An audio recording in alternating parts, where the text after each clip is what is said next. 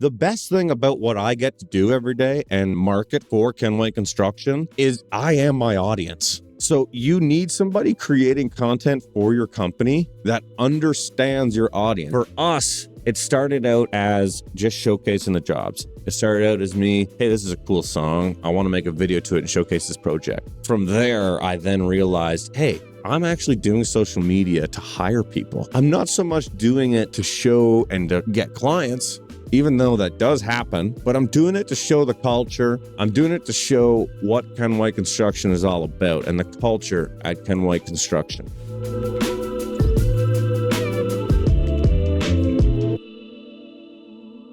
What is up, everybody? Welcome back to the CONEXPO-CON podcast. Listen, I'm your host, Taylor White, and this episode is going to be a tad different than any other one that you've done. I first off want to start by saying I never get the chance at the beginning of them to thank everybody that has been listening, watching on YouTube, wherever, you kind of consume the CONEXPO-CON podcast. I also want to thank Komatsu, which is the sponsor of all these podcasts. Shout out Komatsu, major shout out to the beautiful yellow iron. We really appreciate the support. I appreciate the support. Today's podcast is unlike any other. Today's podcast is a total 100% solo podcast by yours truly, answering the questions that I put out, the CONEXPO-CON Instagram account put out. I'm answering it all. And to be honest with you, there is a common theme. The one that we had with Randy Blount, people were very interested in, what he had to say and the financials. And I'm excited to talk about that stuff with you guys today. I'm also excited to talk about all the other stuff. Everyone's asking about how much money you make. What's the most profitable way to make money? What's next? What's next for KWC? What's next for the podcast? What are you most excited about CONEXPO? So this podcast is 100% for you guys, but I wanted to make sure that I thanked everybody first because I never get to do that. And if you're listening right now, give us a rating, 5-star. You can do that wherever you're listening. Tag us on Instagram when you're listening to these podcasts. That stuff is also huge. Yeah, man, let's get into it. There's a couple questions I'm going to go through. There was so many questions because CONEXPO actually put out some stuff as well too. We're going to start with stuff that was directed towards our account, but there was so much crossover, obviously. So first question that we have is from Unity Earthworks, and he asked the biggest struggle you have with the company and how are you improving it? Boom. Let's start off with a heavy hitter, shall we? Also, towards the end, I'm going to get more specific about some stuff, so make sure you're tuning around for that. But yeah, great question. So right now, and that's, I think, why the Randy podcast was so engaging, especially for me, but a lot of listeners. Construction right now in Ottawa, I'm not talking about the rest of the world. I don't know what's going on, but it's slow. It's pretty quiet here right now. We're fortunate enough to be steady, so I'm not complaining about that, but cash flow is just terrible right now. And it's a constant battle of finding money in order to, you have accounts payable that are aging, right? You print off your aging detail from our QuickBooks and it's like, okay, these guys are getting 60 plus now. We got to give them money, but we haven't got money in from our receivables that we have. There's stuff sitting in receivables. Big thing with commercial, we grew into commercial this year. Well, guess what? When you do commercial work, there's a 10% holdback on everything. So those 10% holdbacks is generally like your true profit. Now I'm going to get them in February and March. So in no way will I be able to enjoy them as profit or put the money back into the business. The money is going to stay in the business and help pay for payroll deductions, HST, which is our government tax here in Canada and Ontario. So it's just a crazy time of year. So the biggest struggle is cash flow, man. And I don't have it figured out. That's why I like talking to Randy on this, but that's why I like being open with you guys, because I like talking about it so much because it consumes my life. And I know that a lot of other people are in a different boat. You just got to do stuff and you're asking, well, how are you, overcoming cash flow if there's no money? Well, you got to overcome it and you got to be balls to the wall, really. I'm balls to the wall. I'm in this. You can't make some payments or your business needs some money to pay off some bills, then hopefully you got a little bit of equity in your house and you could pull out a line of credit on your house and borrow money against the equity in your home and use that to float yourself. And then when you get money, you can pay yourself back. But that's in a perfect scenario. You can pay yourself back. But those are just some ways that I have found works. And I know that that's not something new. I know people have been doing that forever. But for me, it's like, I'm fortunate enough to have some equity in my home. And, you can borrow some money against that and help carry yourself through those times, because it's such a struggle, man. It is. So to answer your question, Unity Earthworks, biggest struggles, cash flow, baby. And I still don't have it figured out. This is the next question. And I love this one because a lot of people are listening on here. It says, give advice to young entrepreneurs wanting to open a business. Thank you, Josh Gillemete. Advice for young entrepreneurs wanting to open a business. I love when people ask me this because it kind of rolls into like, what do I need to be successful? What do I need to find success? What do I need to start my own business? How do I grow? I'm going to give the classic boring answer, which is work harder. I'm a big believer in working hard because I was somebody who is not super smart. I know I'm good at a few things for sure. Don't get me wrong. But when you can't work smarter, all that's left is hard work, and hard work never out-trumps somebody.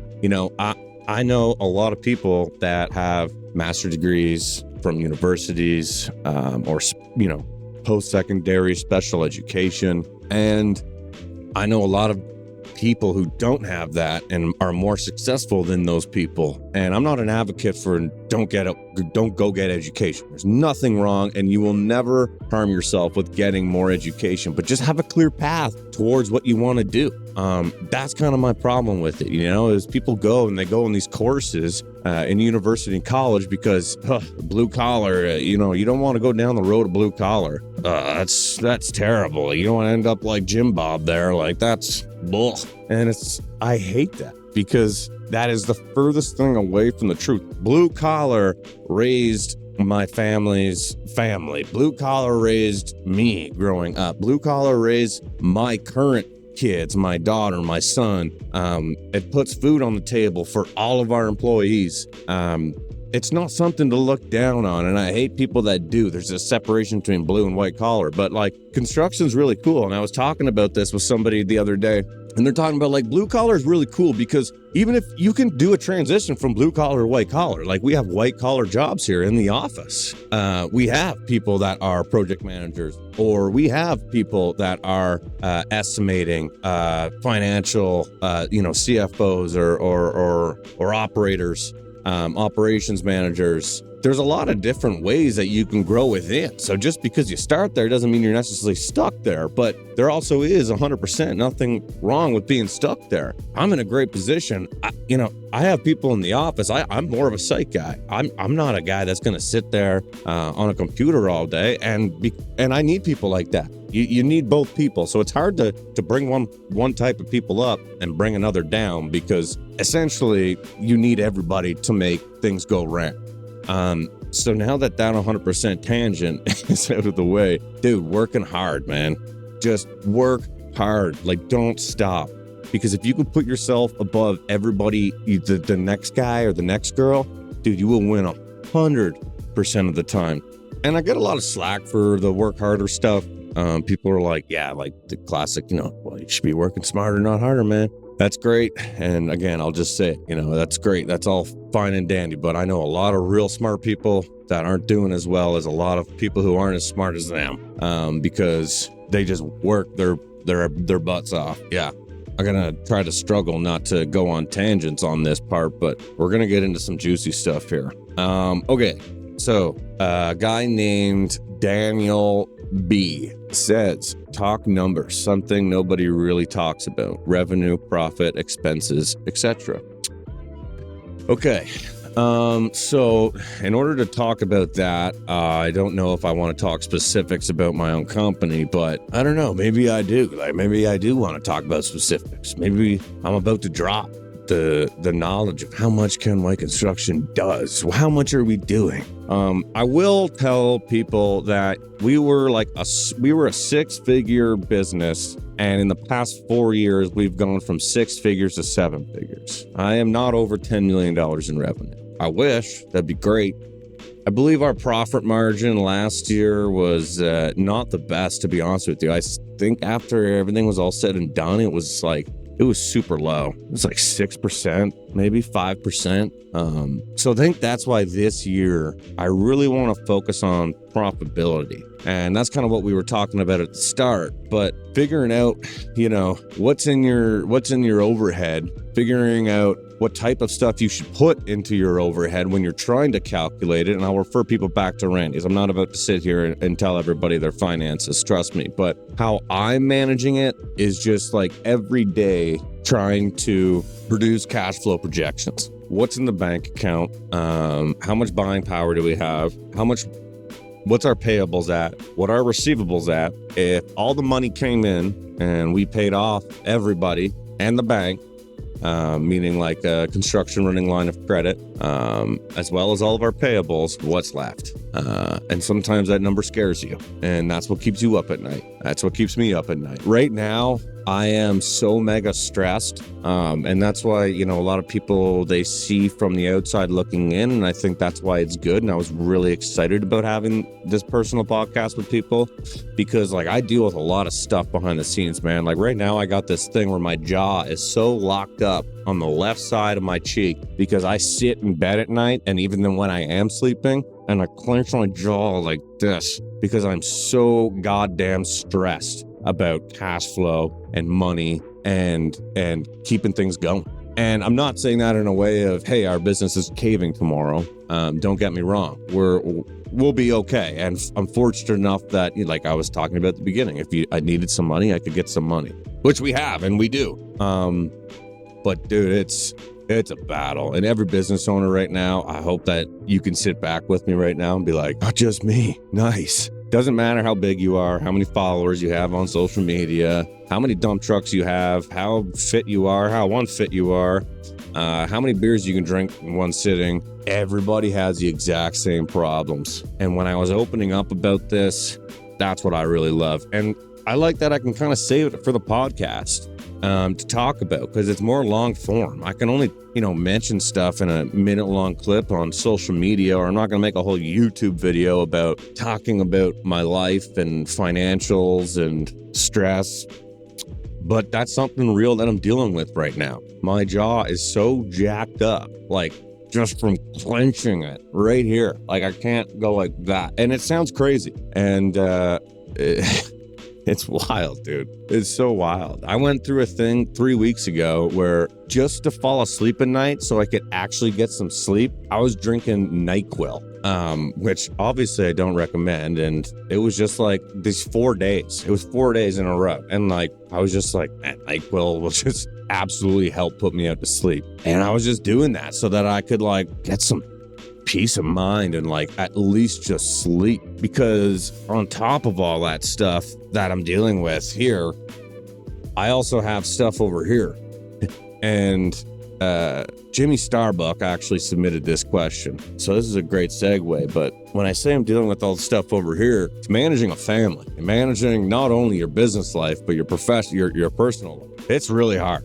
Yeah, man. Sorry, I'm just taken back a bit. It's sometimes I sit there and try to think about how good of a father I am, how good of a husband I am, and probably not the best. Not because I'm out doing stuff I shouldn't be doing. I'm doing stuff I should be doing, but I'm just not present enough. And even when I am present, I'm probably not present enough as well. And I hope that other people can relate to this. I hope that they can't, because that means that you got your shit figured out. But I don't have my shit figured out. I'm a workaholic.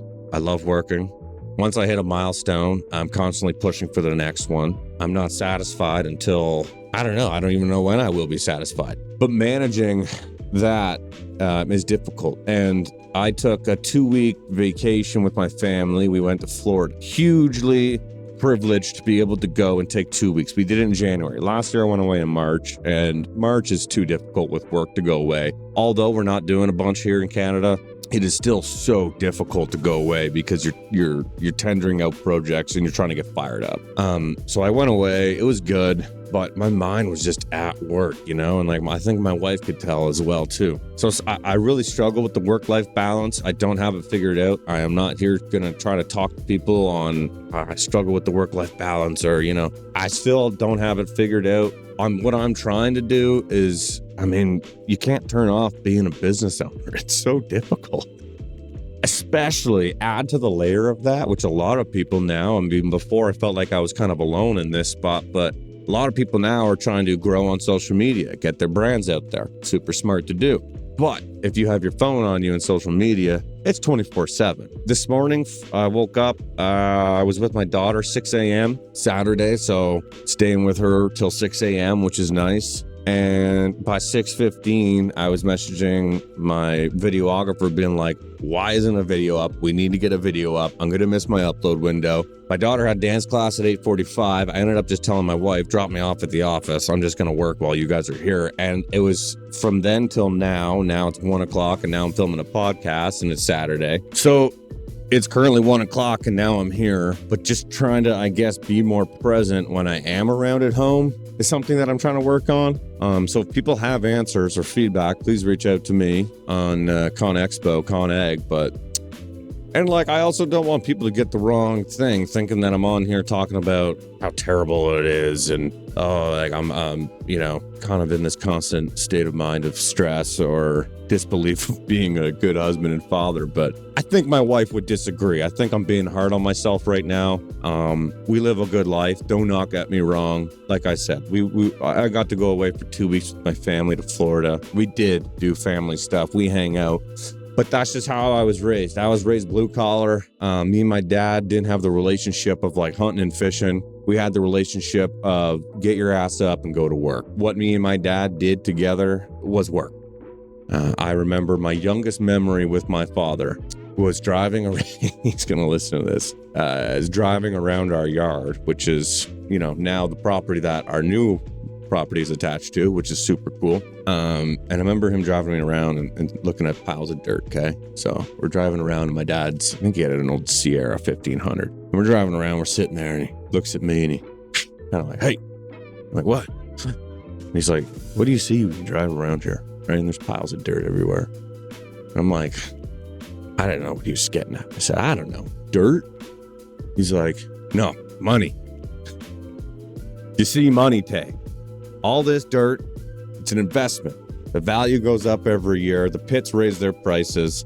The value goes up. And I remember at the time, it was probably like 45 or bucks for a load of fill. And now you could sell a load of fill for 170, 180 bucks. So he definitely wasn't wrong. But my point being, that was the relationship with my father.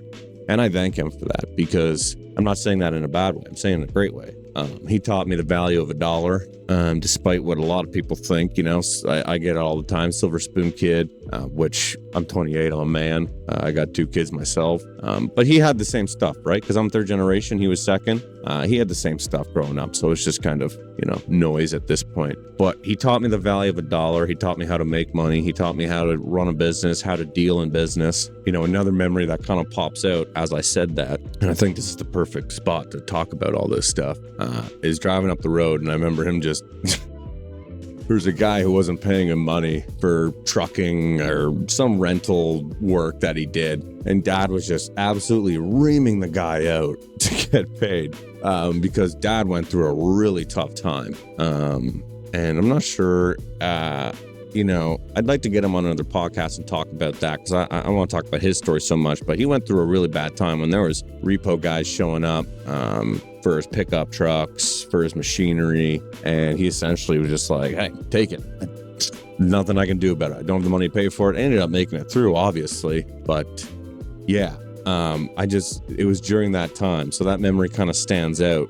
And not that that's how you get money or pay for things, but it stands true to testament that my memories growing up aren't, my dad taught me how to tie a Windsor knot. I don't even know if that's a knot. My dad taught me how to fish and hunt. I mean, we did do those things, I think, the odd time for sure, but I went on fishing trips, with like my uncle or stuff like that. When me and my dad hung out, it was for doing business. I went on a huge tangent there and I got real deep. And I'm sorry for that, but I just felt like it was a really good chat. That was kind of answering Jimmy Starbuck asked about, family and how do you manage all that. So that was my tangent onto this. Okay, let's go deeper here.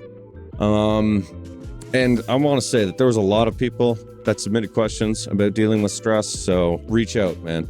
Everybody always here to chat, always here to talk. Cool. This actually segues well. Brady Polar said working with or for your father. Kind of segues nicely. We were talking about growing up and how I was with my father, now being in the family business, working with my father. I remember I did a podcast maybe 3 years ago and I was asked, how involved is your father? And I think every guy or girl that has a family business goes through this. And what I'm going to say is going to resonate with a lot of people. You go through a point where you're embarrassed that it's a family business and that your dad or your mom is your boss and they're the reason that it's successful, or you don't want to admit how involved your dad is or your mom.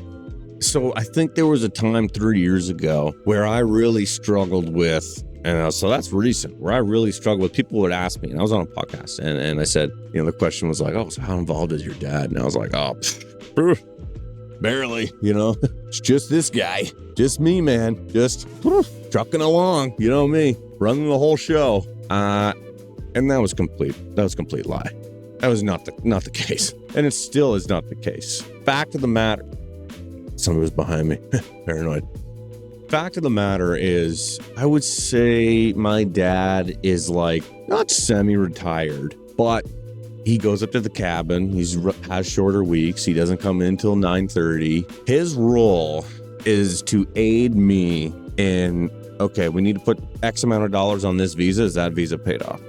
Okay, we need to transfer over X amount of dollars for payments this month. Let's transfer that over into here. So he's kind of controlling, so a controller. He's kind of looking over financials, making sure that the stuff's getting paid for, where I'm like making sure that the jobs are going, we're getting paid for those jobs. People are getting paid for the stuff that we used on those jobs, business development and marketing.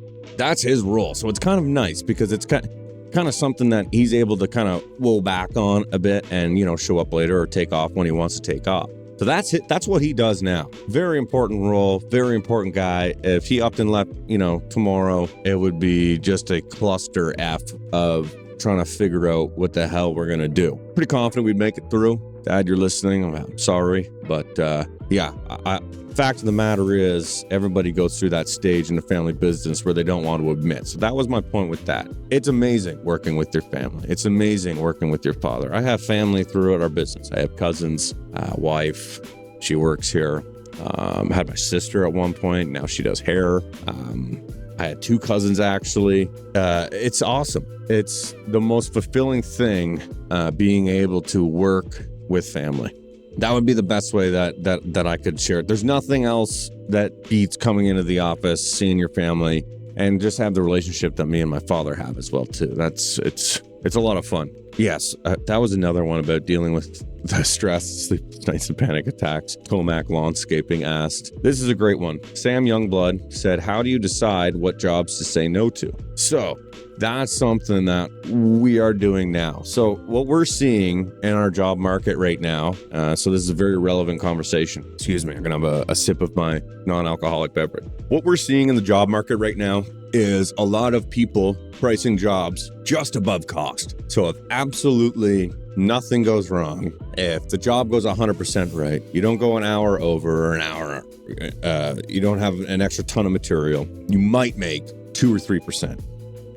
We are seeing guys price jobs like that now. Why? Because things are slower. They have payments, as does everybody else, and they're getting scared and they're deciding to undercut and just grab whatever they can. And maybe it'll work out for them. I think what you'll see is a lot of people that are pricing jobs right now that way won't be able to sustain that pace of work. They won't be able to sustain that business model of, hey, we're just going to work at cost or just above cost, because then what happens if you blow something on your dump truck and it costs $10,000? Well, then now your next 3 jobs are paying for that, and you're making no money. There's so many variables in construction. So we are saying no to projects where we just had it this week. We priced I'll give specifics actually. We priced a job. It was $135,000 for a new home build, relatively close to here as well. We priced it. I think we priced it around 18.5 to 19.7% profit margin, which still is not even 20%, but that's what we want to get because our overhead is, like construction's 10 plus 10 or 10 minus 10, right? So you got 10% overhead and then maybe 10% your profit. So let's say all said and done, I made 8% on that project, which isn't a lot of money, 8% of 130 grand. That ends up just disappearing in payments and everything, but we ended up losing the job by $35,000. So, and we did not have anything extra on that. It was mind-blowing. Homeowner comes back and says, okay, great. We want you to figure out, we want to use Ken White. Okay, we want to use Ken White. Oh, great, thank you. But we want to see you guys come match the other number or just north of their number. Say, listen, I could take off maybe $1,000, but I am not working for free and I'm not running my business at a loss. So I will say no to that project than put myself deeper into a hole or run myself at a loss. And there's a lot of value in that because once these guys, and we talked about this on Randy's podcast, once all these guys fill up their schedule for the year with these jobs that they're doing at cost, they won't be able to handle any of the other projects that come out. Then I'll be able to get and come in and scoop them up at my regular cost. I'm not saying I'm going in there and being like, nobody else can get these jobs. I'm going to 25%, 30% profit on each one. I'm going to price jobs how I want to price them, how as a business owner can make money at doing it. And I'll be able to get those jobs. So the other guys won't have time to go out to do them because they'll be stuck on these shitty jobs that are making them no money. Now, easier said than done, especially when you're looking at cash flow and receivables and payables and money that you got to put out. And so it's tough. But I strongly believe that this year is the first year where I have that in my mindset and we will see how it goes. So we'll have another podcast the same time next year. And I will let you guys know how that turns out. Kyle Ainzel asked, how long does it take to find out the person you hired isn't a good fit? And what do you do after? This is great because I like talking about people because this is specifically me. So I do all of the hiring and firing. I'm like HR, but I'm only HR with sometimes Brad, my operations manager, he takes over that because frankly, I can be a little too, intimidating or not intimidating. I just come off a certain way. I'm a classic alpha guy. I like putting myself out there. I speak my mind and I'm very, what's the problem? Why are you doing that? Let's correct it. I'm not out there I'm just not the best person to talk to some people. I'm aware. I'm very self-aware. So I do all the hiring and firing in HR. Most, not all.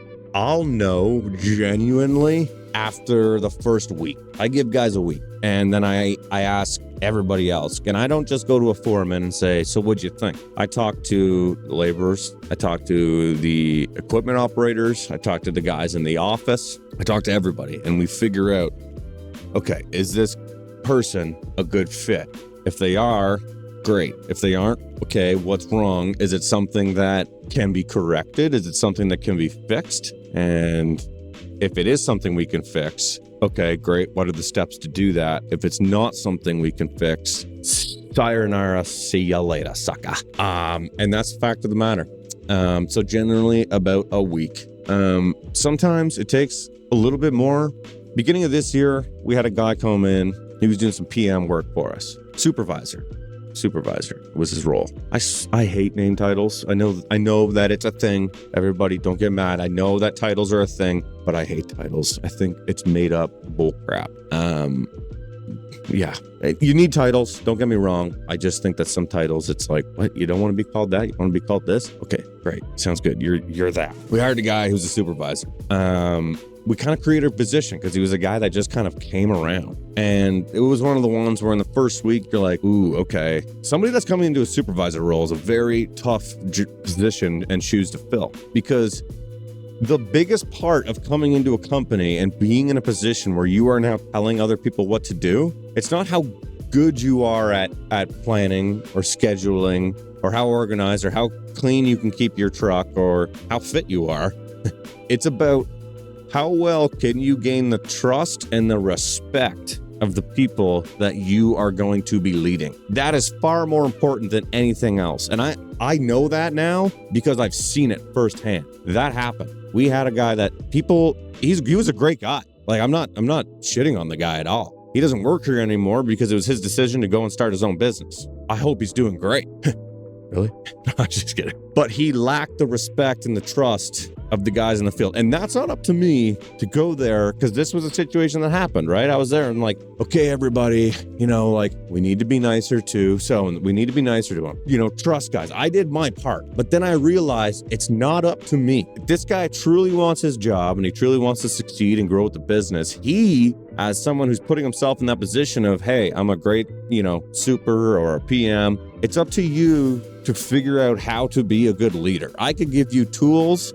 You could ask me for that. If I see that, we had talks with him. Hey, this is how you might be more effective at leading the guys. But you need to be self-aware of that. So that was one, rounding it back to the question where first week didn't go great, but I thought it was something that we could fix. And it turned out it wasn't something that we could fix because it was out of my control. I'm going to reset the camera one more time. Hold on a sec, Riley. Sorry, you're not even here. I'm talking. You're in my head. Cut. Okay. Start scene. So you generally know, and you'll be able to tell if someone's going to be a good fit or not. And I guess to summarize the story of what I just said would be you're constantly learning the right answers to those questions. You're never done learning.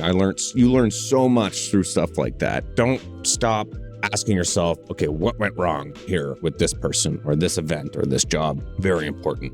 Another thing that ties into the conversation that we've been talking about today on the podcast, I feel like this one, and I want you guys to let me know as well too. Like if you guys want to see more of these solo podcasts, we're not done yet. I just want to know. If you want to see more of these solo podcasts, I feel like this one, I'm focusing more on, kind of stress, the financial, the family life, kind of stuff that I'm dealing with relevancy in my life. But I also have a lot of other subjects that I know that you guys want me to cover. So I'm interested in that, or people. So suggest stuff to us. Let us know who you want to hear. I want to talk about, I got a lot of questions about marketing. And that's one thing that I definitely can talk about. The question was, I believe it was from, hold on a second here. It was from Riley M. And it says, what are the best forms of marketing that you have found success in? The best forms of marketing that I've found success in is the ones that are the most authentic and genuine to yourself. I was at a lunch yesterday with somebody and yay. Good boy, you were at a lunch. I sat down and we were talking about marketing and, they're like, we just don't know where to start. We tried to make some stuff and it was boring and we don't get any traction. And listen, if I were to say that from the start, my end goal was to we now have 330,000 people spread across 3 platforms, 100,000 on YouTube. We did these milestones. That wasn't the case. I was passionate about it. I kept it authentic and genuine, and I learned over the times, what works and what doesn't work. And I was explaining at the lunch, and I was like, the best thing about what I get to do every day and market for Ken White Construction is I am my audience. So you need somebody creating content for your company that understands your audience. And in my case, it works the best because I am my audience. I am a between 18 and 35-year-old male, blue-collar loving guy. Do not get me wrong. I have a female audience base too. It's about 7.5%. The remaining 93%, if my math is even right on that, 93% is 18 to 35-year-old males. And that's not because that's like when I first set out, I'm like, that's just who I'm going to target. We have females, believe it or not, that work here as well too. And they are far better at a lot of stuff than the guys we have here, such as organization, just for starters. That could actually be a whole conversation on its own. Maybe I'll have, I should get Kat. She's a dump truck driver for us. I would love to get her on the podcast to talk about, her experiences in construction. But anyways, that's a whole other thing. I think a lot of big companies and people, small companies, they either sub it out to somebody else that maybe doesn't know construction, because there's so many marketing companies right now. There's a lot of really good guys that do marketing. Don't get me wrong. And don't think that if you're listening to this, you're like, he's talking about me. No, there's so many marketing guys now that were like, look at the money in the construction industry. There's so much money to toss around. These companies do a lot. I'm going to, bank on this and start a marketing company for construction guys. And they don't know what their audience wants. For us, it started out as just showcasing the jobs. It started out as me, hey, this is a cool song. I want to make a video to it and showcase this project. From there, I then realized, hey, I'm actually doing social media to hire people. I'm not so much doing it to show and to get clients, even though that does happen, but I'm doing it to show the culture. I'm doing it to show what Ken White Construction is all about and the culture at Ken White Construction. And then making sure that when people come here, I'm acting on it. So the best form of marketing is making sure that whoever is creating your content, and I'm not going to tell you one platform is better than the other. TikTok right now, I think it's great. I think that's a great place to be putting your content, short form content. It's kind of getting a little bit longer now, which is really cool. But also the new generation's attention span is just totally messed up. So you need to have a mix of everything. But making sure that who's doing that for you understands what you want to do with the content and understands the people that are going to be watching is great. Don't make a boring elevator music video to attract a woman or man that wants to run an excavator, because the chances of them looking at your company and if it's like built on foundation, transparency, life, no one's gonna look at that and think that that's fun. Yeah, talking to you right now that's listening to this and that is going, hey, our content is like that and we're trying to hire construction people and it's not working. My DMs are full of people that want to work for us because we make stuff that's Morgan Wallen, Hardy, understanding on TikTok what songs you get away with, Big X the Plug, more rap stuff, little Suicide Boys, Ghost Main, stuff like that. I'm getting really specific, but I'm passionate about making content that people want to see. And I'm very passionate about people that are making content that people don't want to see. I would not be the best person to go in and make a video for the Bank of Canada, because I will go in and they'd be like, the people we want to see this, Taylor, aren't going to think that this is cool. They're going to think that this is totally messed up and crazy or just like whatever. So I know my audience. I know what I can do. I know what I can achieve. So that's why I stick to my own lane. So best form of marketing, get somebody that actually knows what they're doing. I think I want to wrap the podcast up there because I don't want to, hey, this is however many minutes straight of me talking, but I love doing this. I love talking. I love the opportunity that AEM and CONEXPO have given me. I love that Komatsu even reached out and wanted to advertise on this beautiful podcast. So we thank them as well for doing that. But please reach out either to @CONEXPO on Instagram or to me at KWC2000 on Instagram. And let me know what you guys want to hear. Let me know if you liked it, if you want me to go in more detail, if you want me to talk less, if you're like, hey man, this sucked, and put somebody else on the podcast, and that's fine. But this is kind of something where I'm by myself. There's nobody in the office. Let me know what you want to know. I'll dive into anything. You want me to talk more about life? I'll do that. You want me to talk about personal stuff? I'll talk about personal stuff. You want to talk about, I'm rambling. Thank you guys very much for listening to the podcast. We shall catch you on the next one. 700 and something many days until the next CONEXPO-CON, baby. Bring it on.